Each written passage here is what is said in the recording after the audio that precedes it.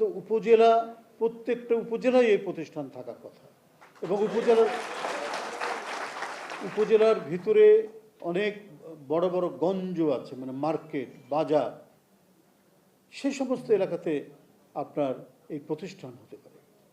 এবং সবচেয়ে ইন্টারেস্টিং ব্যাপার হচ্ছে, আমরা যদি মানে একটি জাতিকে, আমাদের নিজের জাতিকে যদি আমরা একটা গড় কারিগরি শিক্ষার উপর দাঁড় করাতে না পারি, আমরা নিদারুণভাবে শোষণের শিকার হব।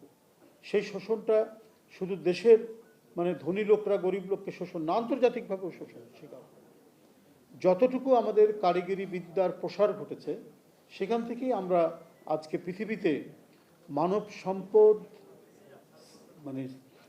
সম্পদ সৃষ্টি করে। মানব সম্পদ তো তখনই হবে, সম্পদে তখনই পরিণত হবে যতক্ষণ পর্যন্ত তার স্কিল, দক্ষতা বৃদ্ধি না পায়। একটা গড় দক্ষতা অর্জন করতে হলে তার একটা কারিগরি শিক্ষা একেবারে প্রাথমিক বিদ্যালয় থেকে কিছু কিছু দিতে হবে, কিন্তু মাধ্যমিক পর্যায়ে সেটাকে আরও বেশি জোরালো করতে হবে। কলেজ পর্যায়ে সেই জোরটা আরও বৃদ্ধি করতে হবে। যতটুকু হয়েছে তাতে পৃথিবীর বিভিন্ন দেশে আমাদের মানুষরা কাজ করছে, আমাদের মানুষরা সেখানে নানা পেশার সাথে যুক্ত রয়েছে। কিন্তু আমরা যদি এখান থেকেই তাদেরকে গড়ে তুলতে পারতাম, তাহলে তাদের যে দক্ষতা এবং সেখানে প্রতি ঘন্টায় এখন তাদের যে উৎপাদনশীলতা, সেই উৎপাদনশীলতা আরও বৃদ্ধি পেত। আমি যেটা বলেছিলাম যে এটা আরেকটি হচ্ছে শোষণের শিকার কিভাবে। ধরুন গ্রামের একটি মেয়ে, সে প্রাইমারি স্কুলেও যেতে পারে, তার বাবা খেতে খামারে কাজ করে, ওর কোনো একটা প্রাইমারি মানে এডুকেশন তো নেই, যার কারণে মানে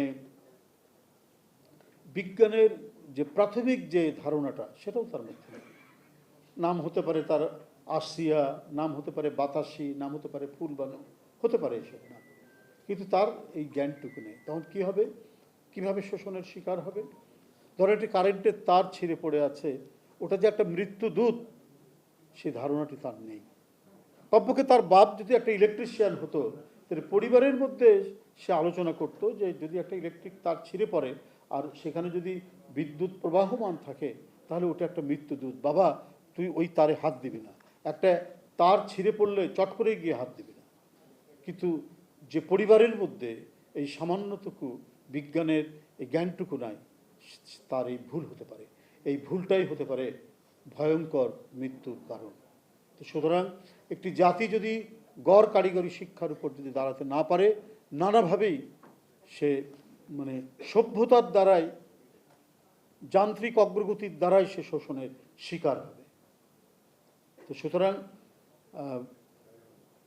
অতি দ্রুত আমাদের বিশ্ববিদ্যালয়ের দরকার আছে, আমি এটা অস্বীকার করছি না, আমি মানছি যে এটা দরকার আছে, কিন্তু সেই দরকারটা পূর্ণ হবে তখনই যখন আমরা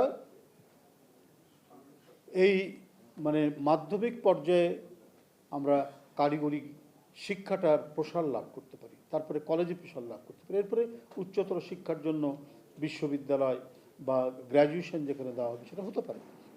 একটা শিক্ষার প্রাথমিক স্তরে সে উত্তীর্ণ হতে পারলে, জানলে পরে তার মধ্যে আবার নতুন করে শিক্ষার আগ্রহ জন্মাবে। তো আমি যদি খালি বড় বড় শিক্ষা প্রতিষ্ঠানই শুধু করে যাই আর এই জায়গাটা যদি বঞ্চিত থাকে, তাহলে আমরা কিন্তু যে অনেকে এখানে এখন বলছেন যে আমরা ছাত্র পাচ্ছি না, যে টার্গেট যে লক্ষ্যমাত্রা, সেই লক্ষ্যমাত্রা অনুযায়ী ছাত্র হচ্ছে না, কারণ আমরা ছোটোবেলা থেকেই উৎসাহিত করতে পারছি না।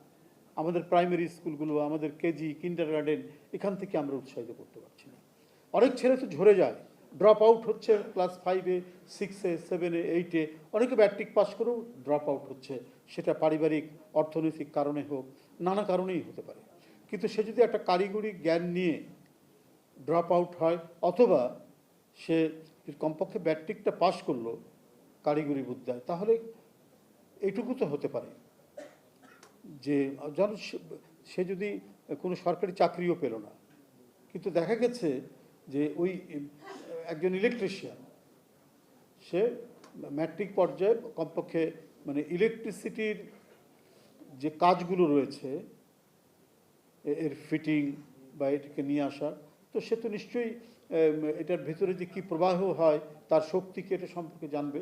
এবং তাতে আমি কোথাও দেখিনি একজন ইলেকট্রিশিয়ান বেকার বসে আছে। সে একটা বাড়িতে যখন প্রাইভেটলি কোনো বাসায় গিয়ে ঠিকঠাক করছে 400 থেকে 500 টাকার নিচে সে নেয় না। এইভাবে যদি 1 থেকে 1.5 ঘন্টা কাজ করে, বা একটা ফ্রিজ এসে ঠিক করছে, সেখানেও 500 থেকে মানে 1000 নিচ্ছে, মানে কাজের ধরনের উপর একবারে মিনিমাম ত্রুটি যদি হয় তো সেখানে 500 টাকা নিচ্ছে বা 1000 টাকা নিচ্ছে। তো যে মানে কারিগরি বিদ্যা কিছুটা অর্জন করেছে সে কোনোদিন বসে থাকবে না, সে অনাহারে থাকবে না, অর্ধাহারে থাকবে।